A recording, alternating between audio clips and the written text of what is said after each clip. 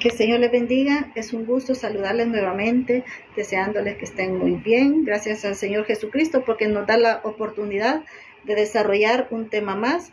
Este tema se denomina Holocausto totalmente consumido, y vamos a hablar e indagar un poco sobre la muerte y la resurrección de nuestro Señor Jesucristo, y no con el afán de que podamos nosotros entrar en discusión con las doctrinas que se manejan en otras iglesias, sino que sobre todo que nosotros podamos tener una conciencia clara de que realmente no conocemos a profundidad todo el sacrificio de nuestro Señor Jesucristo, que nosotros siempre vamos a estar en deuda porque lo que Él hizo no es lo que humanamente hemos visto tal vez en alguna serie, en alguna película, de su muerte, que nos provoca a nosotros tanto, que nos provoca a nosotros ese sentido de que fue tremendo el sacrificio de nuestro Señor, sino que todavía conocer un poquito más, que nosotros hasta ahí no conocemos todo, sino que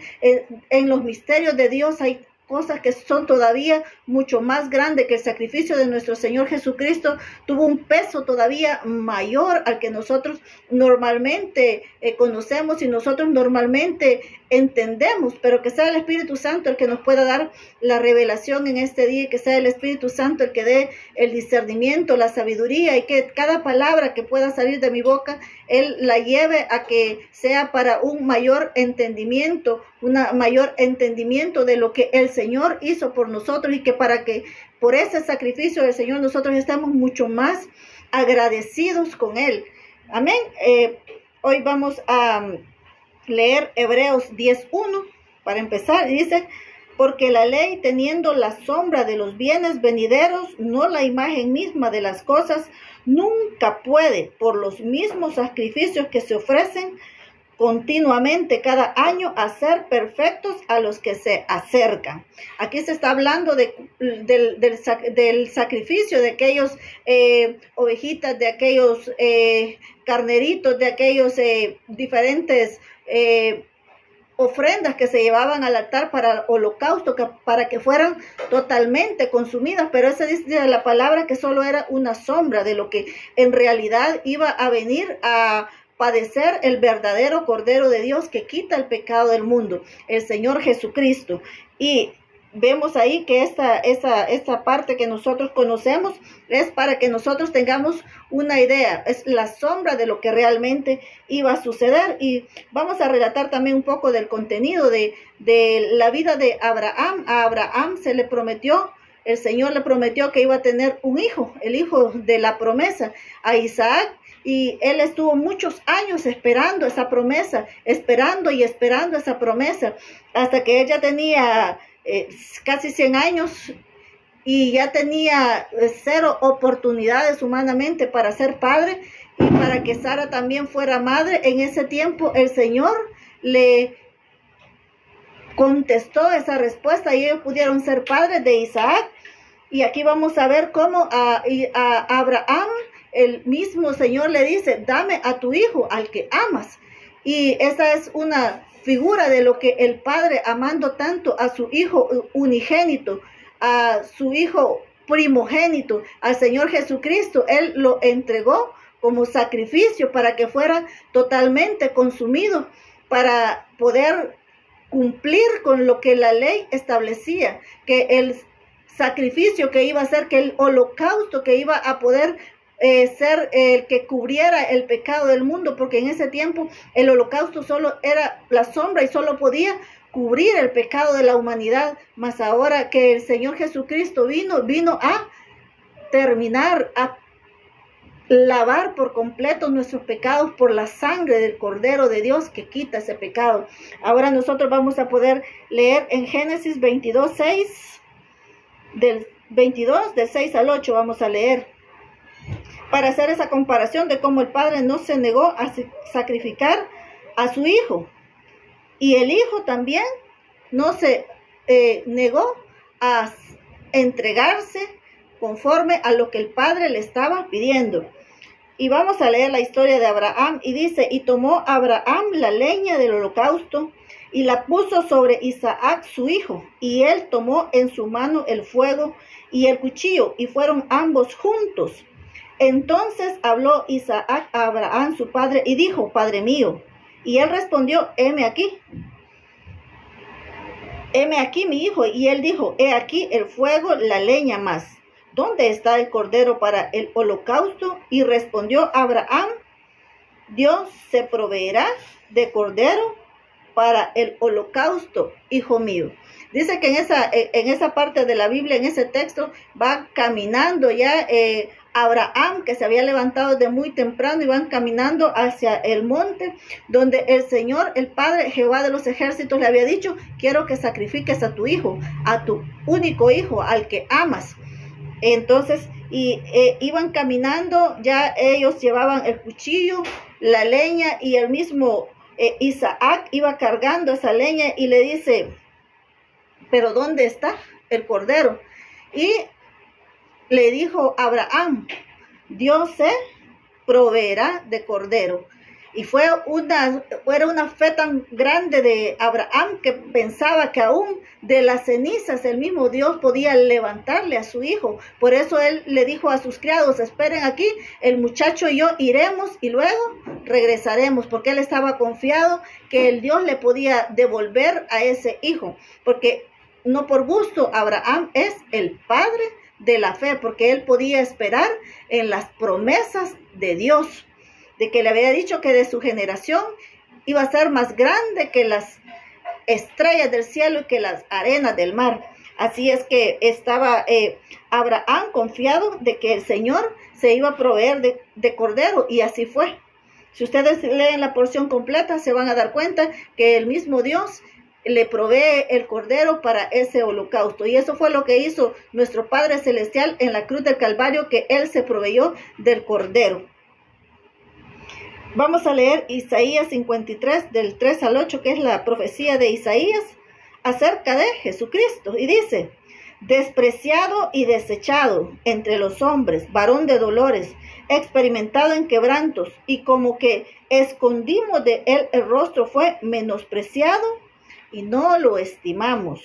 Ciertamente él llevó nuestras enfermedades y sufrió nuestros dolores, y nosotros le tuvimos por azotado, por herido de Dios y abatido. Mas él herido fue por nuestras rebeliones, molido por nuestros pecados. Dicen los comentaristas de la Biblia que el Señor Jesucristo era como una masa, porque los azotes que a él le dieron, con esos azotes llevaban piezas de plomo que desgarraban la carne. Él estaba irreconocible, con su cuerpo hecho una masa, una mole, por los azotes. Por eso dice: molido por nuestros pecados. El castigo de nuestra paz fue sobre él. Él dijo: mi paz os dejo, mi paz os doy. Pero esa paz que nosotros podemos disfrutar ahora, Él la compró a precio de una muerte terrible. Y nosotros le hemos recibido la salvación de gracia. Y dice: el castigo de nuestra paz fue sobre Él, y por su llaga fuimos nosotros curados. Ese precio ya Él lo pagó. Por eso nosotros, cuando estamos enfermos, también podemos declarar que por esas llagas del Señor Jesucristo, que Él ya pagó el precio, que lo que nosotros declaramos es que nosotros tenemos derecho a la sanidad divina, porque Él pagó ese precio por nosotros. Él vino a libertar al cautivo, Él vino a dar sanidad, y por eso nosotros tenemos esos derechos conquistados en la cruz del Calvario, pagados a precio grande, grandísimo. Y dice acá: todos nosotros nos descarriamos como ovejas, cada cual se apartó por su camino, mas Jehová cargó en él el pecado de todos nosotros. Jehová cargó sobre él. Nosotros ahora podemos decir: por gracia soy salvo, por gracia no me espera un infierno, sino que me espera una vida eterna, una vida gloriosa, porque Él dijo: voy pues a preparar morada para ustedes. Y entonces nosotros vamos a tener un lugar, una nueva Jerusalén, hecha de calles de oro, mar de cristal, como lo expresa la palabra, pero porque nos escondemos en el Señor Jesucristo, que es el que nos da paso, el acceso a entrar a todas las promesas de Dios y nos volvemos coherederos con Cristo. Y vamos a ver acá un poquito también Levíticos 1, del 3 al 9, para conocer un poco de cómo eran las ofrendas, los holocaustos que debían ser presentados. Dice: si su ofrenda fuere holocausto vacuno, macho sin defecto, lo ofrecerá, de su voluntad lo ofrecerá a la puerta del tabernáculo de reunión delante de Jehová. Y él pondrá su mano sobre la cabeza del holocausto y será aceptada para expiación suya. La expiación es un precio. Por ejemplo, cuando alguien quería comprar a un esclavo, él tenía que pagar el precio por ese esclavo. El Señor Jesucristo, como nosotros estábamos muertos en delitos y pecados y le pertenecíamos a las tinieblas porque los derechos fueron cedidos en el Edén, ahora Él vino y pagó ese precio para que comprarnos, para que nosotros tengamos esa... somos esclavos del Señor por amor, dice una alabanza ahí. Y ahora nuestro amo es Dios porque Él pagó el precio, porque Él nos compró a precio de sangres. Entonces, dice aquí la palabra para continuar: entonces degollará el becerro en la presencia de Jehová, y los sacerdotes, hijos de Aarón, ofrecerán la sangre y la rociarán alrededor sobre el altar, el cual está a la puerta del tabernáculo de reunión. Y los hijos del sacerdote Aarón pondrán fuego sobre el altar y pondrán la leña sobre el fuego.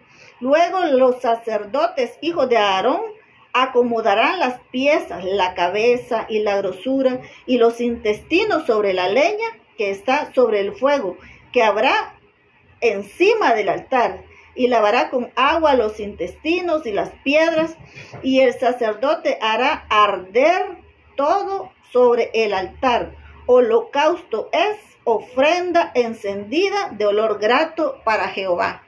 Tenía que ser ese holocausto, tenía que ser puesto en ese altar y que el fuego ardiera hasta consumirlo por completo, que ese humo llegara a la presencia del Señor con olor grato.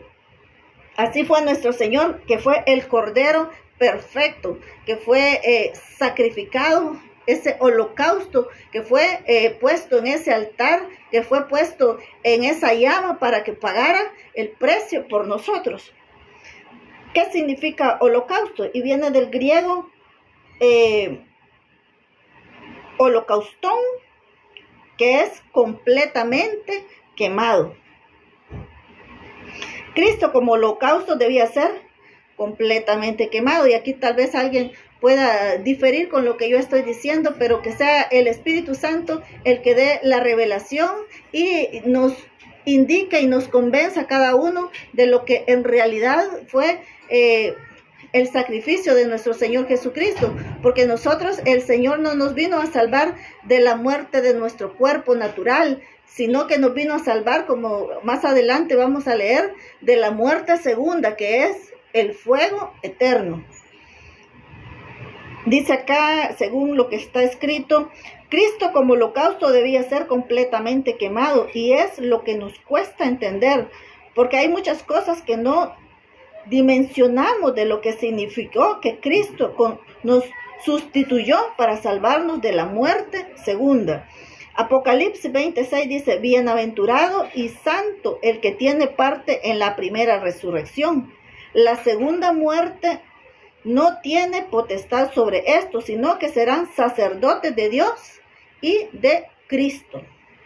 Primera de Tesalonicenses 4, del 16 al 17, también vamos a leer, que dice: porque el Señor mismo con voz de mando, con voz de arcángel y con trompeta de Dios descenderá de los cielos, y los muertos en Cristo resucitarán primero. Luego nosotros, los que vivimos, los que hayamos quedado, seremos arrebatados juntamente con ellos en las nubes para recibir al Señor en el aire, y así estaremos siempre con el Señor. Este es un versículo que siempre me recuerda a mi mamá, porque a ella le encanta este esta promesa de que los muertos en Cristo resucitarán primero para pasar eternamente en la presencia del Señor. Y aquí también vamos a leer un poco de el juicio ante el gran trono blanco, es el tema que tiene en la Biblia. En Apocalipsis 20, del 14 al 15 dice: y el mar entregó los muertos que había en él, y la muerte y el Hades entregaron los muertos que habían en ellos, y fueron juzgados cada uno según sus obras. Y la muerte y el Hades fueron lanzados al lago de fuego. Esta es la muerte segunda. La muerte segunda es el lago de fuego. Es la muerte de la cual el Señor Jesucristo nos vino a salvar, nos vino a librar. Y el que no se halló inscrito en el libro de la vida fue lanzado al lago de fuego. Apocalipsis 21, 7 dice: el que venciere heredará todas las cosas, y yo seré su Dios y él será mi hijo. Pero los cobardes e incrédulos. Imagínense cómo empieza aquí este versículo: los cobardes e incrédulos, porque algunos dicen: yo no necesito la salvación del Señor Jesucristo porque yo no soy malo. Pero aquí dice que los que no creen son los que van a participar de ese fuego eterno. Así es que lo más sano, lo más inteligente que nosotros podemos hacer es aceptar al Señor Jesucristo como único y suficiente Salvador, porque Él ya pagó el precio por esa muerte segunda.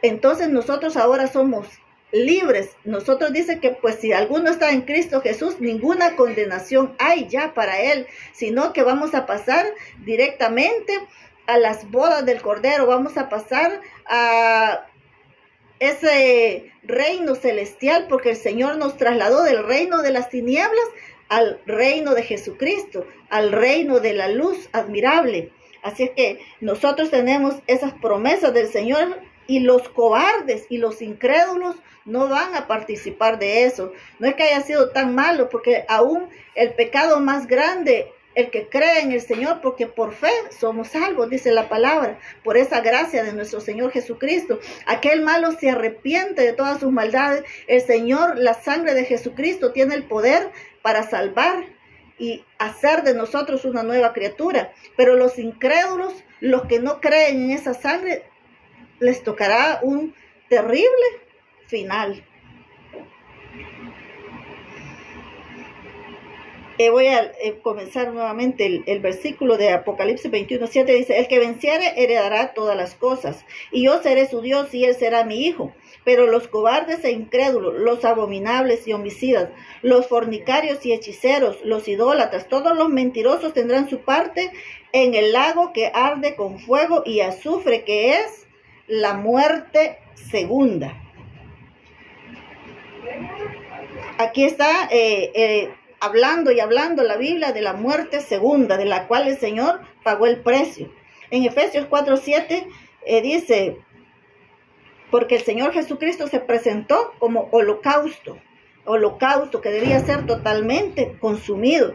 Y en Efesios 4:7 dice: pero a cada uno de nosotros fue dada la gracia conforme a la medida del don de Cristo, por lo cual dice: subiendo a lo alto llevó cautiva la cautividad y dio dones a los hombres. Él se llevó esa cautividad, esos que estaban antes de la venida del Señor Jesucristo, los que estaban esperando que viniera Él se llevó esos cautivos, se los llevó a la presencia del Señor, al paraíso celestial. Y dice acá: pero a cada uno de nosotros fue dada gracia conforme a la medida del don de Cristo, por lo cual dice: subiendo a lo alto llevó cautiva la cautividad y dio dones a los hombres. Y eso de que subió, ¿qué es? ¿No? Que también había descendido primero a las partes más bajas de la tierra. Algunos estudios dicen que el centro de la tierra está el fuego, que hay fuego en el centro de la tierra. Dice el versículo 10: el que descendió es el mismo que también subió por encima de todos los cielos para llenarlo todo. Ahora el Señor Jesucristo está sentado a la diestra de Dios porque al tercer día fue resucitado. El mismo Espíritu Santo que resucitó al Señor Jesucristo es el mismo que también nos va a dar vida a nosotros, vida a este cuerpo que va a quedar por un tiempo enterrado mientras suena esa trompeta y nosotros podamos ser, ese cuerpo pueda ser transformado a un cuerpo glorioso, a un cuerpo que pueda traspasar hasta el tercer cielo sin desintegrarse, porque con este cuerpo que nosotros ahora tenemos no se puede, y el cielo no puede heredar nada de lo corruptible que nosotros ahora tenemos, sino que todo va a ser transformado en incorruptible. En Hechos 2:30 dice, pero siendo profeta, hablando aquí de David, pero siendo profeta y sabiendo que con juramento Dios le había jurado que de su descendencia en cuanto a la carne levantaría el Cristo para que se sentase en su trono, viéndolo antes, habló de la resurrección de Cristo. David es, todos le decían Jesús, hijo de David, porque Jesús venía de la descendencia, humanamente hablando, de David. Entonces él mismo, David dice, siendo profeta, él habló de la resurrección de nuestro Señor Jesucristo. Y voy a continuar con el versículo 30 acá de Hechos 2, que dice, pero siendo profeta y sabiendo que con juramento Dios le había jurado que de su descendencia en cuanto a la carne levantaría el Cristo para que se sentase en su trono, viéndolo en la revelación que Dios le había dado, habló de la resurrección de Cristo, que su alma no fue dejada en el Hades, ni su carne vio corrupción. A este Jesús resucitó Dios, de lo cual todos nosotros somos testigos. En esta carta de Hechos estaba hablando el apóstol Pedro, pero se estaba refiriendo a la profecía que Dios le había dado a David. También en los Salmos sale esta parte.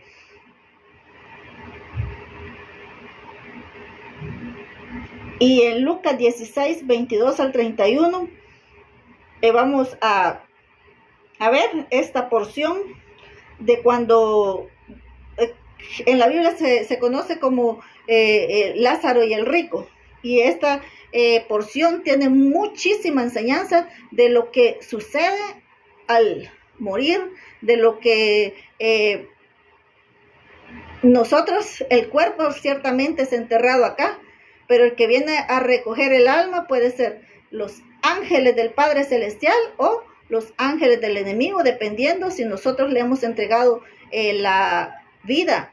Si nosotros nos hemos entregado al Señor Jesucristo, pues nosotros vamos a tener ese paso de la muerte terrenal sin problemas, sin dificultad, porque nosotros vamos a estar seguros con la paz de que vamos a mejor vida, como decía el apóstol Pablo. Para mí el morir es ganancia, porque él sabía que lo que le esperaba era mucho mejor de lo que estaba viviendo acá en la tierra. Pero el que no ha entregado su alma al Creador, entonces tiene una tremenda preocupación, y a la hora de la muerte no quieren ni separarse de este cuerpo porque tienen temor. Su alma gime, su alma presiente lo que le espera. Así es que por eso, porque desde el momento que muere ya son seres espirituales que lo llevan a lugar de tormento. En Lucas 16 del 22 al 31 dice, aconteció que murió el mendigo y fue llevado por los ángeles al seno de Abraham, y murió también el rico y fue sepultado, y en el Hades alzó sus ojos estando en tormentos. O sea que el que no ha entregado el alma al Señor Jesucristo, desde el momento que muere comienza ya esos tormentos. Y vio de lejos a Abraham y a Lázaro en su seno. Entonces él, dando voces, dijo, Padre Abraham, ten misericordia de mí, y envía a Lázaro para que moje la punta de su dedo en agua y refresque mi lengua, porque estoy atormentado en esta llama. La llama del infierno no es broma, la llama del infierno está latente, está ahí esperando a los que, como empezaba también en la otra porción que leímos, a los cobardes e incrédulos. Porque Satanás es el padre de mentira y él quiere llevarse a la mayor cantidad con él al fuego eterno. Voy a continuar acá la lectura. Entonces él, dando voces, dijo: Padre Abraham, ten misericordia de mí y envía a Lázaro para que moje la punta de su dedo en agua y refresque mi lengua, porque estoy atormentado en esta llama. Pero Abraham le dijo: Hijo, acuérdate que recibiste tus bienes en tu vida, y Lázaro también padeció males, pero ahora este es consolado aquí y tú atormentado. Además de todo esto, una gran cima está puesta entre nosotros y vosotros, de manera que los que quisieren pasar de aquí a vosotros no pueden, ni de allá pasar para acá. Entonces le dijo: Te ruego pues, Padre, que le envíes a la casa de mi padre, porque tengo 5 hermanos, para que les testifique, a fin de que no vengan ellos también a este lugar de tormento. Y Abraham le dijo: A Moisés y a los profetas tienen, óiganlos. Él entonces dijo: No, padre Abraham, pero si alguno fuere a ellos de entre los muertos, se arrepentirían. Mas Abraham le dijo: Si no oyen a Moisés y a los profetas, tampoco se persuadirán, aunque alguno se levante de entre los muertos. Aquí dice, la palabra es clara cuando dice que cuando Dios abre una puerta, nadie la puede cerrar, y cuando Dios cierra una puerta, nadie la puede abrir. Ahora estamos en tiempo de gracia, ahora es oportunidad para que el que no conoce al Señor Jesucristo le acepte y pase al reino de Dios.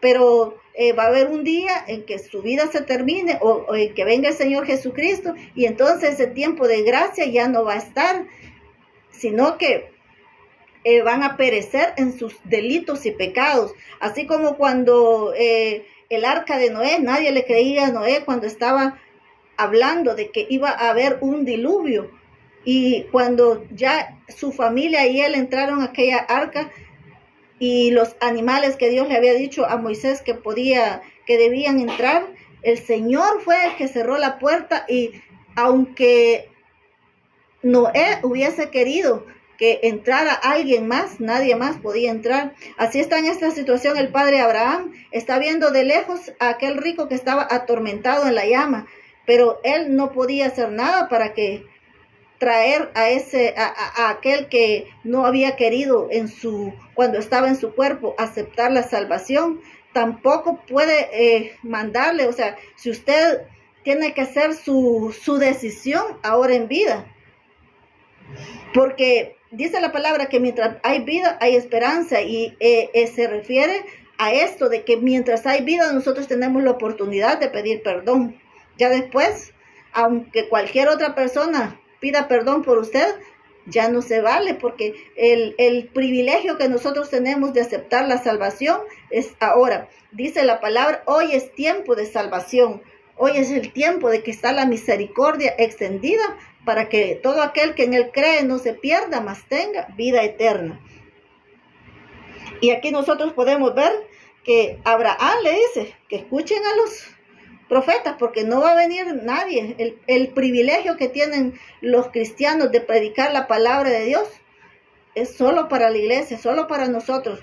Ningún ángel le va a venir a predicar la palabra de Dios a otra persona, ni mucho menos alguien que ya haya fallecido. Por eso nosotros no podemos poner la confianza en ninguna de las personas que fallecieron, por muy grandes que hayan sido, ungidas de parte de Dios, pero ellos no tienen la potestad de sacar a nadie de ningún lado, sino que es solamente el que nosotros ahora, estando en nuestro cuerpo, decidamos por el Señor Jesucristo. Y el Señor Jesucristo es el que pagó el precio en esa cruz del Calvario. Aquí estamos viendo nosotros que sí hay una muerte segunda, que sí hay un fuego consumidor. Entonces nosotros tenemos que estar conscientes de que necesitamos, de que somos necesitados de recibir esa salvación, de que el precio que pagó el Señor Jesucristo es demasiado alto como que para que nosotros lo desechemos, para que nosotros, dice la palabra de Dios, que si alguien tiene por inmunda la sangre de Cristo, ya no hay nada más por ello, sino que solo le espera una terrible expectación de muerte, una terrible expectación de fuego. Entonces nosotros ahora tenemos la oportunidad de recibir al Señor Jesucristo, de seguirle, de servirle y de estar en su presencia y de recibir todas las bondades de Él. En Colosenses 1:18 dice, y Él es la cabeza del cuerpo, que es la iglesia. Él es la cabeza, nosotros somos el cuerpo. Por eso nosotros debemos predicar, porque nosotros somos aquellas manos que podemos imponer en el nombre de Jesucristo para que la gente sea sana. Nosotros somos los que llevamos el mensaje de salvación. Nosotros somos los que también tenemos palabra de poder y de autoridad respaldada del cielo, respaldada según los dones que el Señor nos haya dado para liberar al cautivo. Entonces nosotros somos el cuerpo de Cristo. Él es la cabeza, Él es el que nos dirige, Él es el que nos respalda, Él es el que nos unge. Y dice aquí en Colosenses 1:18, y Él es la cabeza del cuerpo, que es la iglesia, el que es el principio, el primogénito de entre los muertos. Sabemos que antes del Señor Jesucristo viniera, ya había tremenda cantidad de humanos que habían fallecido, pero aquí está hablando de que Él es el primogénito de entre los muertos, porque esa muerte segunda nadie la ha atravesado, sino que solo el Señor Jesucristo lo hizo para poder llevarnos a nosotros a la gloria eterna y presentarnos delante de Dios. Dice que el Señor, todos los sacrificios que pasó, dice la palabra del Señor, que todo eso lo compensa cuando ve a su iglesia gloriosa, su iglesia preparada para servirle, para adorarle. Entonces nosotros tenemos que ser agradecidos, tenemos que saber lo que el Señor hizo es tan grande que en nuestra mente finita quizás no logramos entender todo ese sacrificio. ¿Qué fue lo que pasó cuando Él dijo en la cruz del Calvario? Pudo decir que ya había sido culminado su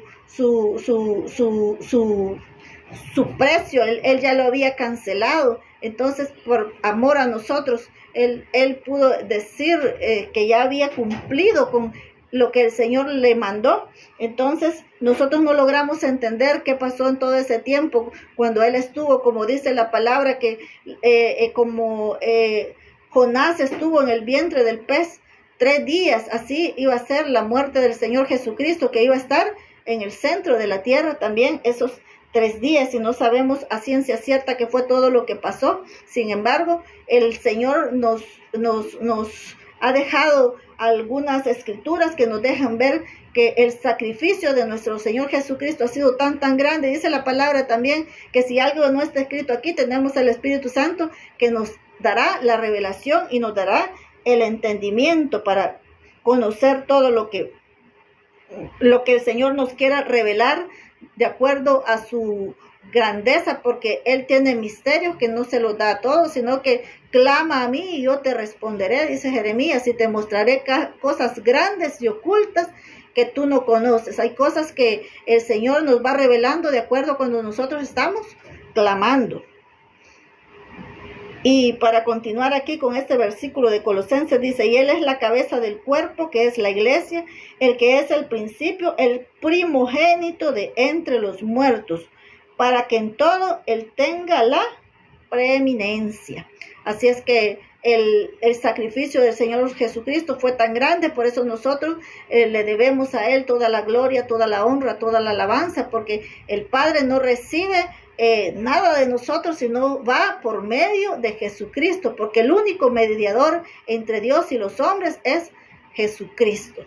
Así que el Señor les bendiga, que el Señor revele lo que deba revelarle a cada quien según sus propósitos, según sus misericordias, según sus bondades que son nuevas cada mañana.